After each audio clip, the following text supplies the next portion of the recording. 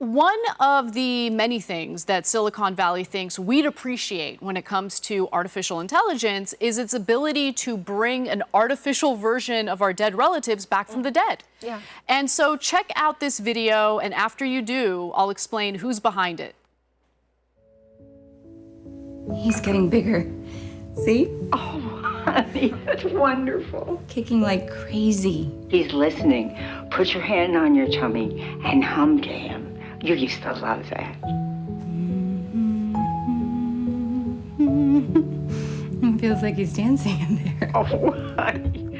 Mom, would you tell Charlie that bedtime story you always used to tell me? Once upon a time, there was a baby unicorn who didn't know he knew how to fly. This baby unicorn was like your mom because she didn't know that she knew how to fly, but she knew how to do all kinds of fabulous things. Hi, Grandma. Hey, Charlie. How was school today? It was really fun. I made this crazy shot in basketball. I don't really care that much about basketball. What about the crush? Stop. Grandma, stop talking. Just tell me one thing. Look who's gonna be a great grandmother. Oh, Charlie. Oh, congratulations. She says that he's been kicking a lot, though. Like, a little too much. Tell her to put her hand on her tummy and hum to him. You loved that. You would have loved this moment. You can call anytime. Oh my gosh. They really know how to Okay, pull Mom, our I just need a quick thing. Yeah. Is this like an audition or something? No, Mom. Just 3 minutes. You need my best side? Can I see another one? I can play the piano. She's so talented. I am. I'm your mother after all. Keep going. Why don't you start by telling us a little bit about yourself?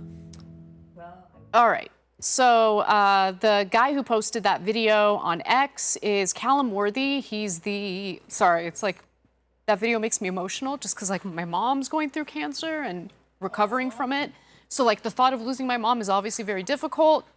And this is the kind of stuff that would theoretically appeal to me, but it actually doesn't at all. And I'll explain why in just a minute.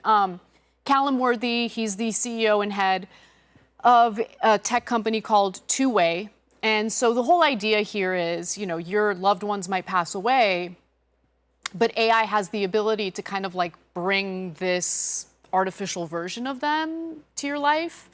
And the reason why I don't like it is because I think that losing people we love throughout our lives is a part of the human experience. And I know for a fact that regardless of how good AI is, they're not going to capture who my mom really is. And I feel like this is going to prolong the grieving process in a lot of ways. I could be wrong, but I don't think I'm going to opt for something like this. Yeah, Anna, first of all, I'm so sorry for what you're going okay, through. it's okay. And, yeah, your mother raised a phenomenal daughter. I just want to say that. My response to this whole thing is going to be an Emily Dickinson quote. I am a bibliophile from the bottom of my heart. And she said this. Emily Dickinson is obviously one of the most famous American poets ever. And she lived a life of solitude. And she said this, that it will never come again is what makes life so beautiful. Mm-hmm. That's beautiful. And I think, Anna, this echoes what you said about AI never being able to capture those facial expressions, those nuances that only your mom can offer. Right. Yeah. And I mean, we've seen how faulty AI has been already. Mm-hmm. I'm sure it's going to keep improving. I think it's going to be really crappy if this technology exists, you lose a loved one, and then you kind of lean on this technology in order to feel like your loved one is still with you, and then they like misrepresent who your loved one is. It's going to draw in a lot of people. Right, I think so too. When you lose someone you love like that, and I am very sorry to hear about your mother. I've been there. Yeah. I lost my father to cancer in January of 2020, right before the pandemic. I had just found out I was pregnant with my second child, my daughter, and we didn't know it was a girl yet. And he was the best grandfather you can ever imagine. He's still my son's favorite person. And so it's funny because you say about delaying the grieving process. Mm-hmm. It just changes. You're always kind of grieving in a way. Of course. It just changes because for me right now with my daughter, she's now 5, I especially this week, it seems like I've noticed more the little things she does, what she says, what she's learning at school. I keep thinking, I would love for Dad to see that. I wonder what Dad would have thought about that. And I think this technology tempts you into, that would be very appealing because you could have some pseudo version of that that feels real, but there's a danger in that. Because it's another way for us to give control over to the AI beast, Yes, if you will. We don't need AI. You know, that Emily Dickinson quote, so beautiful, so spot on, so perfect. I'm gonna write that down and post it, you know, on my desk because I think I needed that. That's beautiful. We don't need AI. The oligarchs need AI. Absolutely. The surveillance capitalism state needs AI. The impending social credit system needs AI. And it's another way to pull on our emotions and our grief and to get us to give them that power. Emerald, amen. So true. And you remind me of something I read the other day. Right now, AI companies, they consider what we give them infinitely more valuable than the information that they give back. So they will do everything they can to get us to just shove our data and all of our private information because all that is just, you know, fodder for the LLMs and for the empires. That's so true. And another way to think about it is, as you're inputting this data, providing this data, you're also offering up free labor to these tech companies that then make a killing in profits by rolling out this type of technology. And yeah, the other thing I'll just say is when you really stop and live in the present and understand how precious life is, how temporary life is, you appreciate it a lot more. You appreciate your loved ones a lot more. I spend as much time with my family as I can, even given like my busy work schedule, because I know that my parents aren't going to be with me for the rest of my life. And I also kind of worry about creating this false sense of infinite access to your loved ones. That's, again, a false sense, because this is a synthetic version of your loved ones. You know what I'm saying? It's not really and who this they is are. us playing God. We were never meant to play God. And also, it's just also parasocial to have these relationships.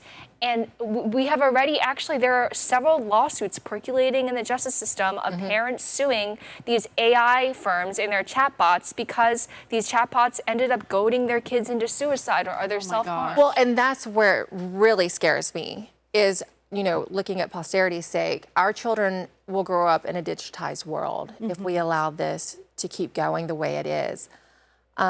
These AI companies can set up any reality for them that they want to, and they can determine what is truth. It's whatever reality, whatever truth they create. And our children won't have the ability to know the difference, really. So getting back to your, this reminded me of something I wrote not long ago. I said, the truth will always remain in print that cannot be altered or falsified or touched by machines, by old books. And I'm trying to teach my kids to be bibliophiles as well. Oh my gosh, I love that. send them to me. I love books. They're my best friends. Me too. Abraham Well, Lincoln you would said, love my house then, because I'm just surrounded by you books. mentioned that. You should come to my house. My entire wall is books. Abraham, I live by the Abraham Lincoln quote. My best friend is someone who would give me a new book I haven't read. But I also just want to, you bring up a really important point. Did you know that when Facebook bought Instagram around 2012, that's when the math and English testing scores completely cratered? Our children's ability to retain information in the TikTok age has completely collapsed. Yep, their focus is just not where it needs to be. I think the COVID shutdowns have a lot to do with that as well. So it's really like a double punch in the future of these young kids. And I have a lot of respect for parents who don't give in to the pressure to like digitize every waking moment of their children's lives. Like so many parents, like just here's an iPad, stop crying. The babysitter. Yes. Exactly. And Anna, you bring up a really good point too, because have you ever noticed it's the oligarchs who refuse to give their children the products that they are hawking to the American people. Bill Gates refuses to give his products to his children. Mark Zuckerberg and Priscilla Chan refuses to allow their children to use Facebook and other apps. So true. And it's just like, hello, why do you think that's the case? Because they know at a certain point when your brain is still formative, it's poison to the children's minds. And so that's why I'm a huge proponent of classical education. And that's what my kids are in. They don't touch an iPad. I love that. First, when they're in high school, they're going to have to use the computer to write, because they write basically a dissertation by the end, you know, by the time they're in 12th grade. But they have actual books and interaction and learn, and they don't touch Exactly. this technology. They touch and I can tell grass. such a huge yes. They play like kids, like we used to, like back in the day. Do you know. remember, like go to the mall, go Yeah. to the movies, Run outside, Yeah. Hang out with friends. and read, and Yeah. sit outside under a Read, tree read. and read.